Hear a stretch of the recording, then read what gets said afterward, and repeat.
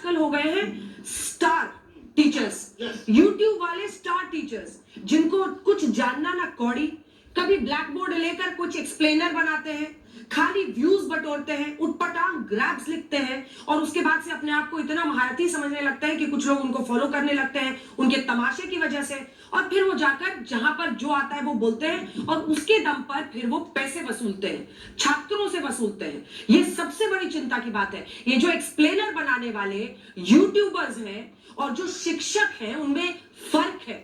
वो फर्क सबको समझना पड़ेगा। बहुत अच्छा बोली अंजना जी, लेकिन क्या यूट्यूब वाले टीचर्स की वजह से पढ़ाई नहीं हो रही है स्कूल कॉलेजों में?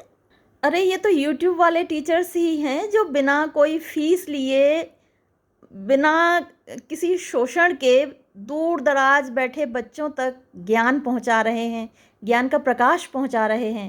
कभी एक टॉपिक आप पढ़ा कर देखिए, किसी टॉपिक को पढ़ाने के लिए घंटों पहले खुद पढ़ना होता है। बहुत कठिन मेहनत लगती है किसी भी विषय पर कमांड करने के लिए।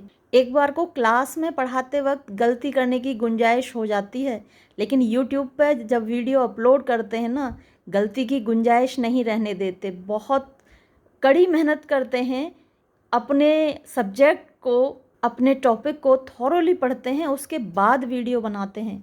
और यूट्यूब पर लोग ऐसे ही फॉलो नहीं करते टीचर्स को, वो कंटेंट देखते हैं। अगर कंटेंट अच्छा होता है, टीचर ने मेहनत की होती है, तभी व्यूअर्स फॉलो करते हैं। और आप पत्रकार हैं, आप अपना प्रेजेंटेशन देती हैं, आप भी तो चाहती हैं ना कि लोग आपको सुने, आपको फॉलो करें। तो अगर ये यूट्यूब टीचर्स चाहते हैं कि बच्चे उनको सुने, उनको फॉलो करें, तो क्या वो दोषी हैं? अगर किसी टीचर ने सवाल पूछ लिया कि भाई ये पेपर लीक क्यों हो रहे हैं, तो आपने उन टीचर्स को ही कटघरे में खड़ा कर दिया। हमारे बच्चे कितनी मेहनत करते हैं इन कॉम्पिटिशन्स के लिए। मुझे पता नहीं, आपकी फैमिली बैकग्राउंड मैं नहीं जानती, आपके बच्चे हैं कि नहीं, लेकिन मेरे बच्चे हैं, मेरे आसपास घर में और भी बच्चे हैं। वो कितनी दिन रात मेहनत करते हैं इन कॉम्पिटिशन्स को क्वालिफाई करने के लिए, लेकिन जब उनको पता चलता है कि उस कॉम्पिटिशन का पेपर पहले ही लीक हो चुका था, लोगों के व्हाट्सएप पे पहुंच चुका था, तो आप कल्पना कर सकती हैं इनको कितनी ठेस लगती है। हर साल कितने बच्चे आत्महत्या करते हैं कोटा में, आपने सुना ही होगा, न्यूज़ तो आप ही सुनाती हैं ना, तो आपको भी तो पता ही होगा कि हर साल कितने बच्चे सुसाइड करते हैं, क्योंकि वो इतनी मेहनत के बाद फिर जब निराशा हाथ लगती है ना, तो जो दर्द होता है, काश आप समझ पाती। आप किसी को डिफेंड करना चाहती हैं, करिए, आपको हक है, लेकिन टीचर्स को इस तरह कटघरे में खड़ा करने का आपको हक नहीं है मैडम। आपने खुद को टैग दे रखा है देश की सबसे निष्पक्ष पत्रकार। ये कैसी निष्पक्षता है? नीट की तैयारी करने वाले बच्चों का बचपन छिन जाता है। देखा है बच्चों को नीट की तैयारी करते हुए, छोटी छोटी उम्र में चश्मे लग जाते हैं। फिजिक्स, केमिस्ट्री, बायोलॉजी को रटते रटते बेचारे कितना बोझ तले दब जाते हैं, खाना पीना भूल जाते हैं, रातों की नींद हराम हो जाती है। कितना प्रेशर होता है इन मासूम बच्चों पर, और उनका पेपर लीक हो गया।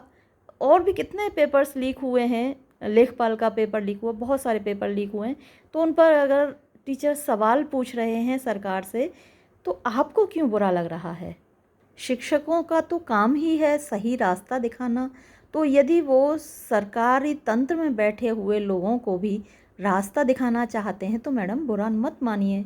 आप भी तो टीआरपी के लिए काम करती हैं ना, आप भी तो पैसे कमाने के लिए काम करती हैं ना, तो अपनी टीआरपी बढ़ाने के लिए आप इतनी खुदगर्ज हो गई।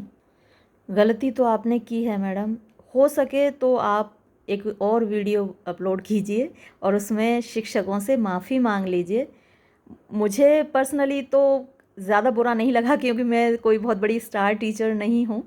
हाँ, लेकिन 1 लाख से ऊपर फॉलोअर्स मेरे भी हैं।